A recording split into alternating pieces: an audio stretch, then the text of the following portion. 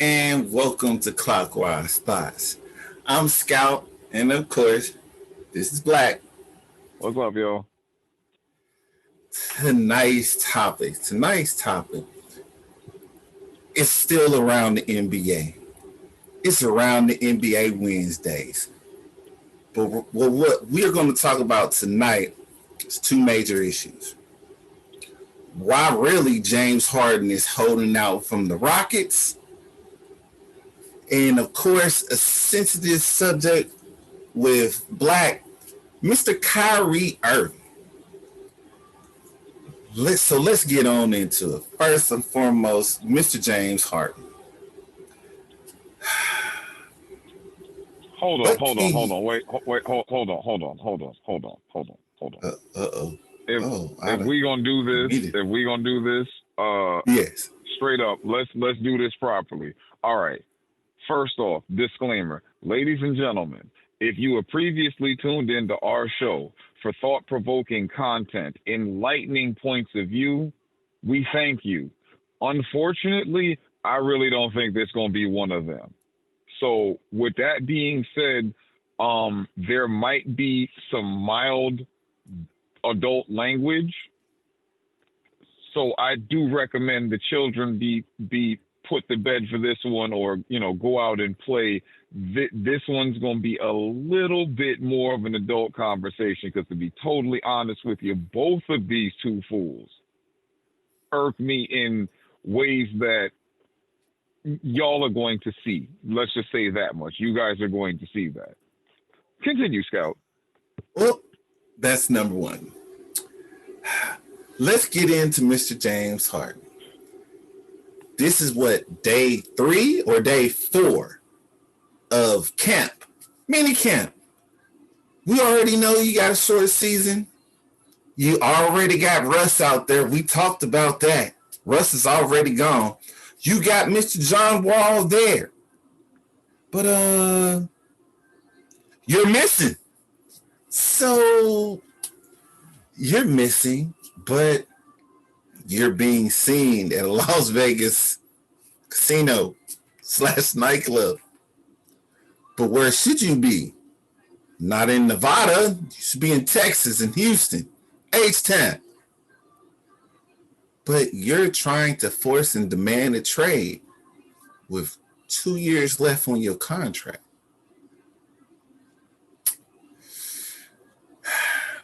I'm gonna take the nice approach on this one You because do that. I know my counterpart is not You Mr. do Harden, that.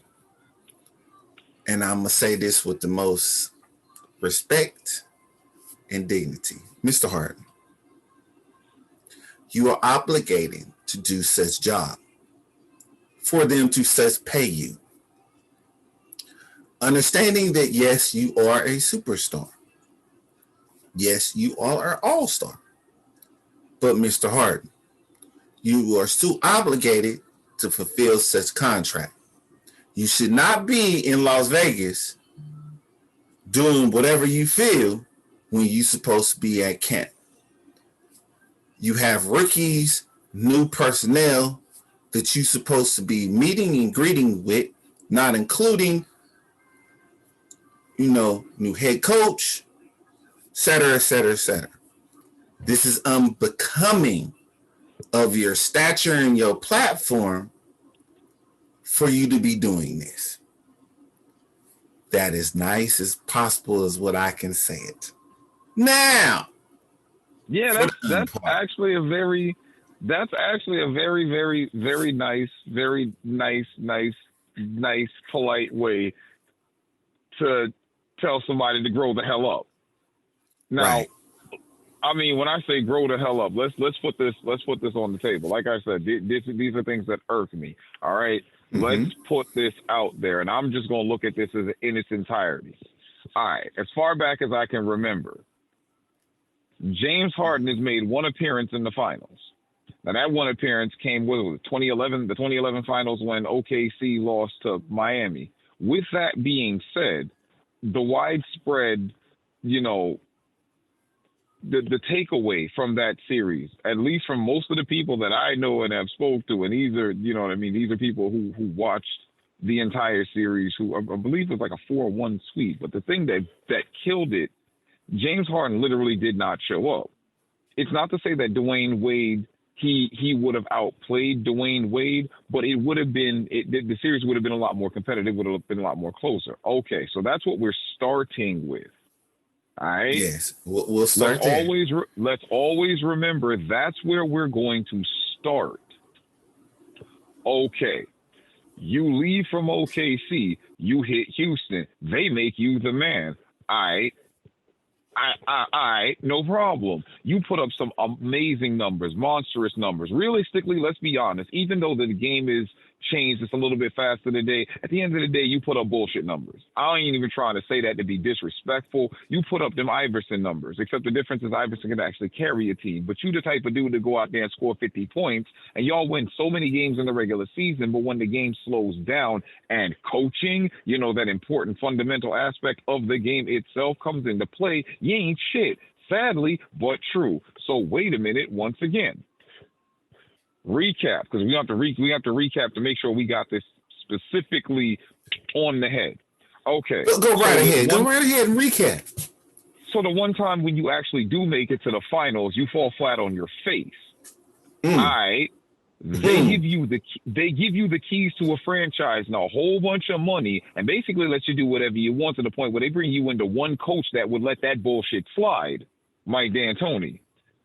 With that being said, you have MVP caliber seasons that don't translate to anything in the postseason when the game actually really matters. So, okay, so that's on top of the fact that the one time you actually did get to the door, you couldn't nut up enough to actually open the door. All right, then. Now, with even that being said, the general manager has brought you everybody from Dwight Howard before his rectum got blown out, Chris Paul, even brought you your homie Russell Westbrook. With that being said, everybody done dipped out or has been shipped out.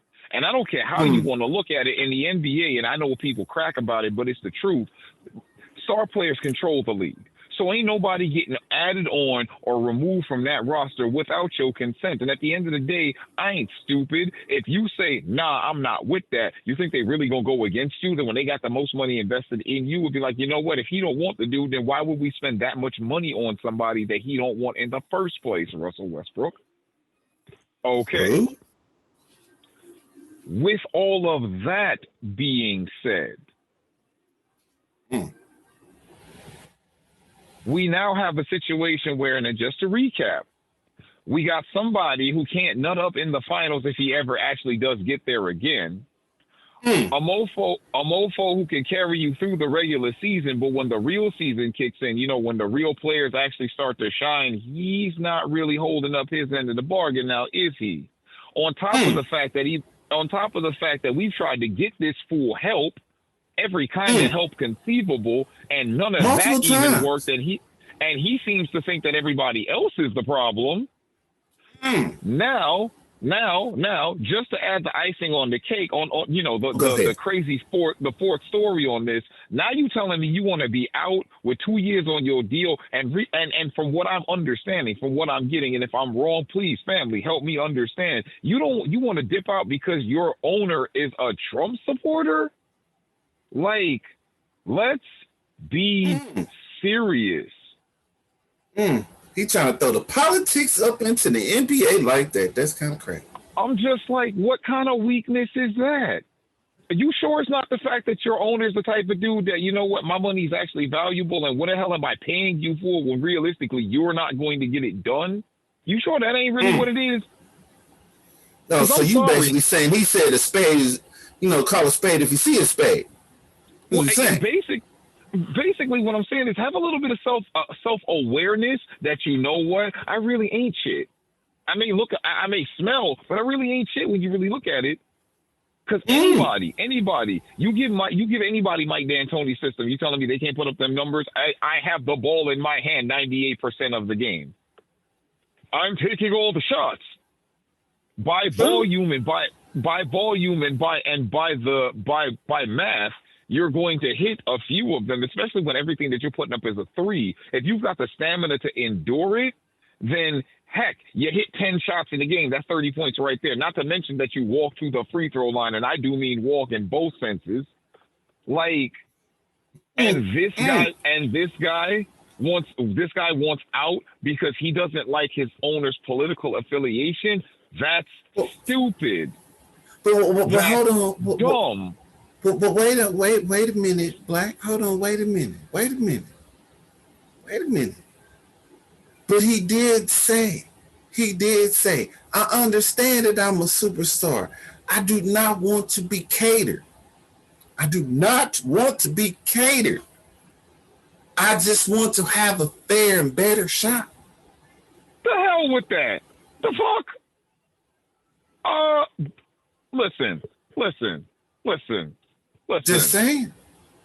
The NBA and the way it is today, you know what your fair, better shot is? Your fair, better shot is to go play with other players because that's what everybody's doing now. They're turning championships into buddy ball, and it's getting really sickening. AKA what some people have said in the media, some of the pundits have said, but they're really afraid to say it out loud and stand on it, which is really sad. Y'all don't want to compete no more. That's all it is. Y'all don't want to compete no more. It's sad and pathetic that that's what the league has come to. It's awful that this is what the league has come to. But yeah, y'all don't actually want to compete no more. And that disgusts me. I'm sorry, it does, because to me, and I don't care who wants to argue it, that removes the raw emotion from basketball. That removes the feeling of triumph, because adversity in itself is removed. It's not getting over the hurdle. The hurdle itself just gets removed. Yeah, that is true. This is ridiculous. This is madness and insanity. Well, and I'm going to say this. David Stern is turning in his grave right now. Adam Silver seems like a very nice guy. He seems like a very, very fine gentleman. But the tyrant, the little round tyrant, is in his grave, rolling over right now because the inmates are, in a sense, running the asylum. I know that sounds bad, but at the end of the day, you ever heard the saying, too many chiefs and not enough Indians? That's true. Yeah. There's a balance that should be maintained to make things flow effectively. And I feel things are getting completely out of balance. It's not even to say I'm on the side of management or I'm pro player. It's just, hey, there's a certain equilibrium that has to be maintained for this thing to flow properly. And it looks like we're getting further and further away from that, especially when we allow lunacy like this.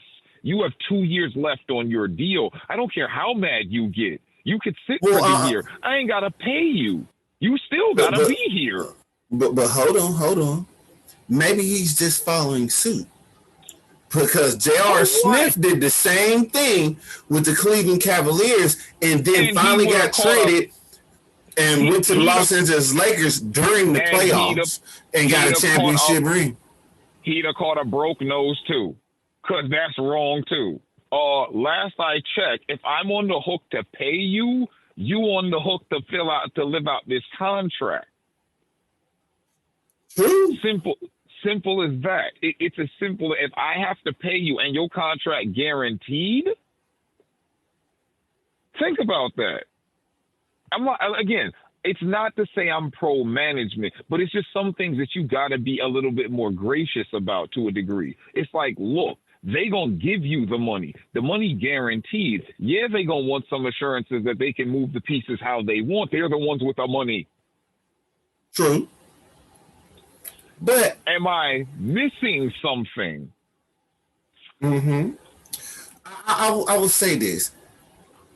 I totally agree with you. Today's NBA is not what me and you grew up with. The play style is different. The players is different. I cannot say what the players union have fought for doesn't matter. I can't say that. I played the only level of ball I didn't play was the NBA. But that's besides the point. And I understand for them to have a voice. But some places you have to draw a line. You have Yes. to draw a line. But with this Harden thing, I'm gonna say this, Mr. Harden, you are on the contract, sir. You are not living up to Yeah. that contract.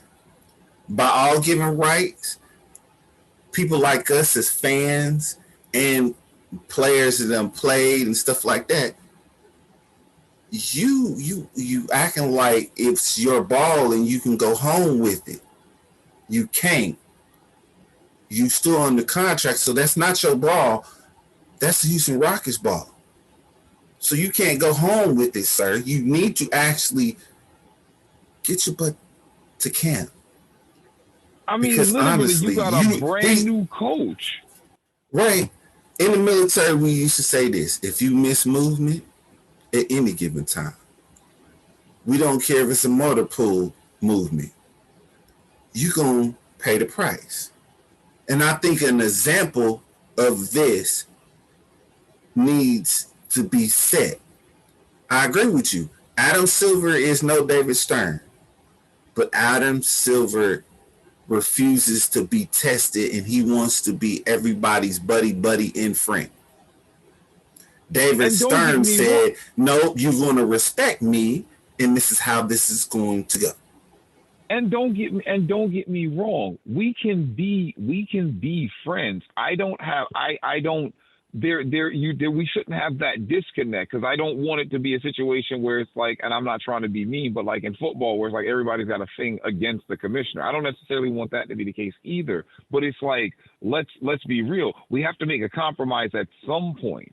I still have to pay you. You should be here on time if I have to pay you. If your money is Right. guaranteed to come to you, then as long as you are physically able to play, you should be here. With that being said, if you don't want to play for your owner for whatever reason and you want to break your contract, maybe we should put a clause in where, okay, you can break the contract. You're going to forfeit this season.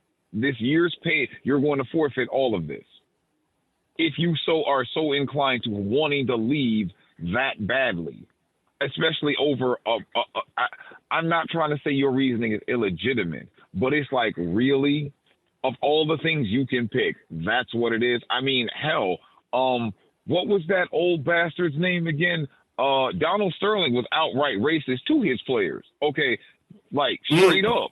You just feel like this dude supports a guy you feel is a racist. Because I don't even know if I could call Donald Trump a racist. I done said that before. That man about his money. So if you black, he can get money with you as long as you can get money. If you white, he can get money with you as long as you can get money. Because the way I look at it, either way you want to slice it, it's some white people we all know that Donald Trump would look down on. So I don't know how in the world that make him racist. I think he just lives in a whole different tax bracket. But Yes. getting back to this fool over here, it's like you got a first time head coach, and this is what he's going to walk into. You know what I mean? In his first head coaching job, you already kind of a head case, and now you really showing it. Like, come on, bro, is that really necessary? Is that Uh, really necessary? all Then I they can bring you say, John Wall, and you ain't even there trying to figure out, okay, how is this going to work? The word on the curve right, is John Wall's a better decision maker than Russell Westbrook. I look at people who say that, and I'd be like, okay, and that sounds stupid. Why does that sound stupid? Because Chris Paul was a better decision maker than Russell Westbrook and John Wall times 10, and that didn't work. So with that being said, what does it really matter? ooh, Like it's the way the dude plays. I don't know how else to tell you. You got the ball in your hand all the damn time. You don't think somebody else is open? And I don't mean this bullcrap where you just throw the ball around and you randomly hope that somebody hits a shot from a bailout pass. I mean, actually work some legitimate offense. Run a few cuts, a back screen, a down screen if you want, dive to the rim. Literally, hell, post up. yeah, no, it ain't too much post-up game in the NBA. But I will say this, and then we're gonna get to the meat and potatoes of this conversation. Oh Lord. Mr. Harden, it would behoove you Woof. get to practice, get to your mini camp. Because I feel if you don't show up, you don't get paid for this season because you done missed movement. Now, this next individual, Oh God. he coming out of lovely Duke, a good program. Product of West He, Orange, New Jersey. yeah, 973. I'm also say got good rookie of the year stats. I will also say some people still say impressively got some of the best handles in the whole entire league. I'm gonna say that. He's also an NBA champion. I'm gonna say that. That's true. What, That is on the what, resume. That's true. yes, but what I ain't gonna say is I don't understand why you've lost your God picking mind because your resume don't add up to a lot of guards' resume, past or present, in the NBA. But you are now turning to have the audacity to say the most outlandish, childish things about a man that is in the record books, a multiple MVP, a multiple finals MVP, also a rookie of the year, but also has more championship rings than what you do. And it makes no sense to me why in God given he came back home and you won a title with this man. Won a title with this man. Went to 3 consecutive NBA finals with this man. You don't hear Kevin Love talking junk, Tristan Thompson talking junk. Heck, you don't hear a lot of people, but you, I guess now went to the Nets from after you throw the hay fit in Boston and that didn't work, and you now throwing another fit now. For what? It does not make any sense to me. Had the reporting world, Stephen A. done lit into you for the last going on 48 hours. He lit into you and the Steelers. Like it's, oh, no, every other minute. What has Kyrie bumped his head off with? When one of my favorite NFL players, Shannon Sharp, say, I don't know what he thinking. So my question is, Kyrie Irving, what is you thinking, sir? Especially when LeBron James has come to bat for you. And steadily, on record countless times, keep going to bat for you. Oh, no, Kyrie did the right thing when he left. He wanted to go. He wanted to, cement his thing for himself when he went to Boston. Oh, well, he made the move over here, still trying to help out, do his thing. This man's not talking negative or bad about you, but what? My grandmother and Ray Charles's mom has something in common by saying this line: "Scratch a line, find a thief." What? Why? It's I can't put it into words of why would it. This is one of those moments that I wish the late great Stuart Scott was alive, because he'd be like, huh. He wouldn't say booyah. He wouldn't say is cooler than the other side of the pillow. He'd be like, what in the flim flam is you have you a brain disconnected from your body? Something like this.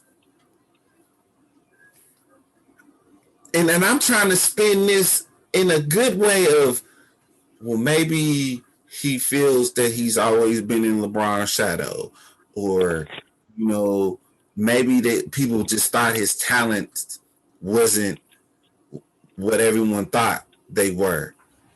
You done Or believing that BS? I got. Look, we got to stay I'm just objective. asking. We got to You done stay believing that objective. BS? You know, You want to say objective? Look, maybe, I'll give you an objective answer. Hold on, I'll give you an objective okay. answer. You want to say? You want to Go say? ahead. You want to say objective? His nickname on his jersey should be Dandruff. He's a flake. He's a big flake, a massive flake on top of that. Matter of fact, if he was funny, he'd be a frosted flake, but we ain't gonna get into all of that. Listen. Okay, that ego, something retarded. And when I say retarded, I know that word sounds kind of really rude, and I probably shouldn't use it, but trust me, I got plenty of experience with that word. That word, that ego is retarded. Because he legitimate, and again, you have to have it because that's how you achieve greatness, is to literally think you are the greatest, that no matter what you do. I feel you on that, but that's a little bit of delusional at the same time, because you were, okay, LeBron left Cleveland the first time, and I believe that's when Kyrie got drafted to the Cavs, because they ended up being so bad after, post LeBron, that they got the number one pick. I think Anthony Bennett was in there too, which that was ridiculous too. We ain't gonna get into that. But okay, so you're there post LeBron. Okay, I ain't trying to be mean when I say this, Scout, but the Cavs are still trash at that point. Okay, LeBron comes back. There's an instant resurgence, revitalization while you're there. Mind you, none of this happened while you were there by yourself. A rookie of the year is nice, but nobody really cares, because what you do. But hold on. Wait a minute. He wasn't always there by himself. The Cavs also got Andrew Wiggins. This is what I'm looking at. What happens in my city. But no. Andrew Wiggins, even though a lot of times he has not shown greatness, but still, you had somewhat minor help. I'm not saying he didn't have help on LeBron's stage, because we all know that's not true. But still, he had another person. No, I know that, but at the same time, he still had the opportunity to shine. It's really weird, because he had the opportunity to shine, and with lesser talent, which would allow him to his glow to be even more radiant. That didn't happen. But then when LeBron showed up, then he was trying to literally light the solar system, and it's just like, okay, strike one. We see that, but strike one. This whole thing that we're going over right now, it's really just a comment basically from Kyrie, basically saying that he feels that he's, for the first time, he's on a team with somebody who late down the stretch might be a better option than himself. See, I'm a Paul Pierce fan. I love Paul Pierce. He is the truth. Straight up, he is the truth. But even I will admit, you be hating on Bron a little too much. I ain't gonna say unnecessarily, but I'm gonna say a little too much. In Kyrie's case, in Cornflake's case, it's unnecessary and it's too much. You were literally not relevant before LeBron came back to Cleveland. You were not relevant, not the Cavs. You yourself, your brand, Kyrie Irving, you were really not relevant. Thank goodness for Uncle Drew, which is a damn shame that you have to make an alter ego to make yourself relevant. We ain't gonna get into that. LeBron comes back. you enter into battle with the Warriors. You are a perennial contender for a championship alongside LeBron and Kevin Love.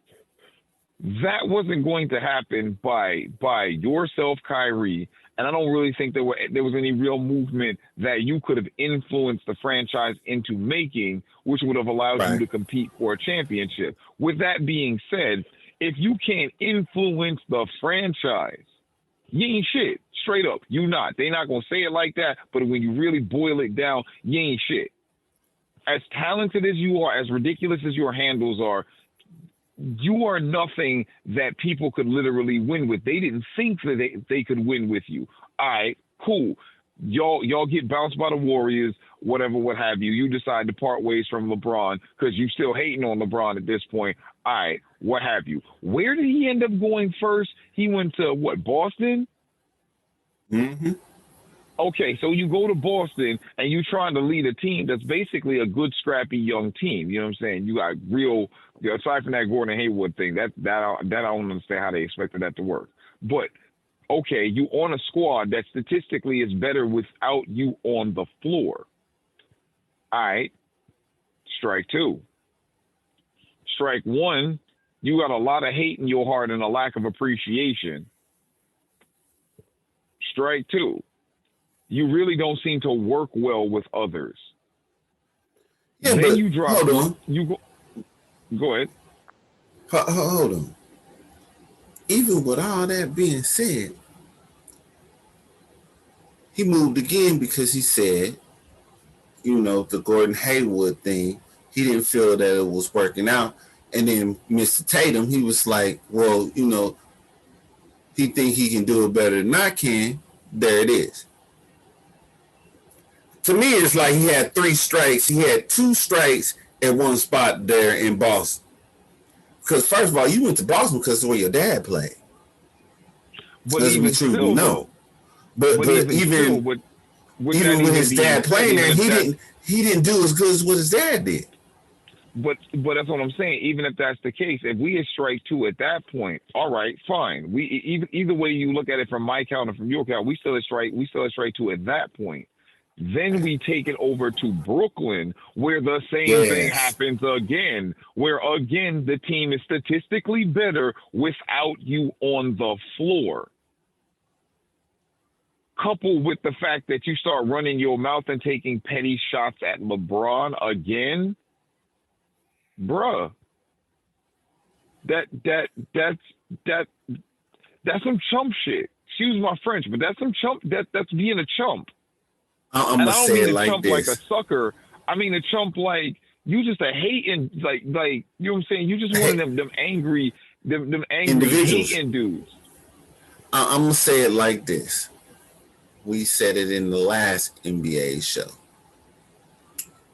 with Paul George, Mr. Harden, Mr. Irving, Mr. Paul George. Y'all 3 right now. Grab your tissues. Stop whining. Stop crying. You have fans across the world that pay money Man, to help out your salaries and everything else. Pay money, jerseys, go get your shoes, everything else. forget the tissue, man. Tell these, man, seriously, forget the tissue. Straight up. At this point, it ain't even about. At this point, it ain't even about grabbing tissues. At this point, y'all put your training bras on. You know what I'm saying? Oh, Lord have mercy. Learn how to put your pad down. Again, excuse my French. I said this from the beginning. This one's gonna go off the rail because these two get on my nerves. Like James Harden, I'm sorry, you an idiot. But Kyrie, like, you say weird things. You want attention. We get that, but it's like you just a little hating dude down on the inside, and that's horrible. Like realistically, that the only thing you can do is take shots at LeBron. You can't even take shots at the rim. You stay injured, but you can take shots at LeBron. That's ridiculous. when that Yes. guy literally made you relevant. Even some of the accolades that you were saying before you even started talking about him, like I said, he allowed you to put championship point guard on your resume. That was never going to happen under your own power. I don't care what you try to tell me. You can believe it because you're supposed to believe in yourself. But out here in this level of existence called reality, we know that's BS. That You is know what I true. mean? So I'm not going to sit here and be fooled by the flashy handles because it's like at the end of the day, what does all that amount to? That's Kyrie's the true. type of guy. I mean, maybe I take things a little bit too personally, or I'm in a situation I'm taking it too personally, especially over basketball. But it's Mm-hmm. like I picture Kyrie as the type of dude where it's like if I'm standing in front of him, if I'm guarding him and he's trying to dribble, he's trying to cross me, like I'm literally losing so much respect for you as a person. I would just turn my back to you. Do whatever you feel you want to do. You're not even worth guarding at this point. I don't care if you make the shot or not. You're literally not worth my effort or my energy to even play the defense that the team would like me to do. Do whatever you feel. Yes, that is honestly true. You know what I mean? You didn't feel that LeBron could come through clutch down the stretch. Granted, I understand that. A lot of people feel that way, that he's not really clutch. He's not really, you know what I mean? But at the end of the day, that jump shot that you hit that basically sealed that championship would not have happened if LeBron didn't grab that block off the backboard from Iguodala. Mm. No, but So, they ain't talking about that. They don't but want that's to what talk I'm about saying. that. But that's what I'm saying. So the one thing that you've actually really done in your career to I guess you could say make you feel why you're as important as you think that you are, wouldn't it even would have been irrelevant if the guy that you stay hating on didn't do the thing that he did before that happened. You know what I mean? Like that's the type of stuff where you just need to get punched in the face. Like straight up, just a quick one to the jaw to wake up. You still with me? Okay, good. Because it's Well, scrambled up there. well, I'm gonna say this, Mr. Harden, Mr. Irving, you've been put on notice about it.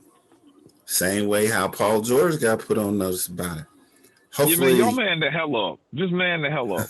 Straight up. Just, just seriously. Remember why you get out of bed. Remember why you're thankful you ain't crippled, and just man the hell up. there you go.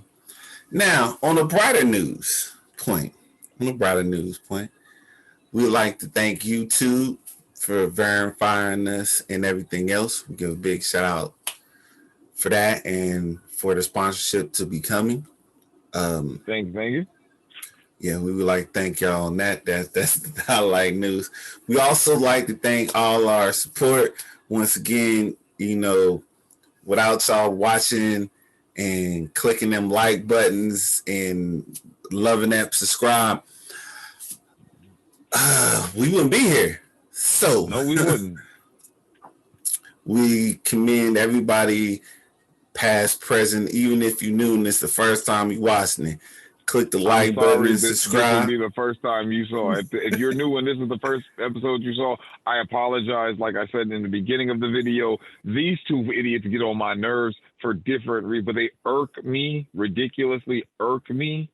So I do apologize. I usually try to be a little bit more reserved and less outspoken and vulgar. Again, I apologize. But even with that, saying this, if you like the real content, the real talk of how we doing things around here and how we is sharing these lovely clockwise thoughts with you, please smash that like button, subscribe, leave a comment below. Hell yeah, good, bad, or indifferent. Like I always say, man, we We just take want to it hear all. from you. We just want to hear Now, from you. things was coming up on the horizon. We told y'all it was coming. Miss Oprah Winfrey. Mm-hmm. When everyone doubts you, uh, her story is coming. We're gonna bring that to y'all. Hopefully y'all gonna enjoy it and everything Mm-hmm. else. But Hopefully tonight's show, we know people was arguing about it, saying about it, wanted to say it's on their chest. Hopefully, we help you ease that pain a little bit. Just a little, But because it ain't gonna be much. no, but It we ain't gonna be appreciate much. that y'all kick back with us and relax Damn and right. enjoy this little time. So please, the next time when you look at that clock, think of us. Clockwise thoughts. Good night, everybody. Peace. We'll see y'all on the regular rotation. Good night.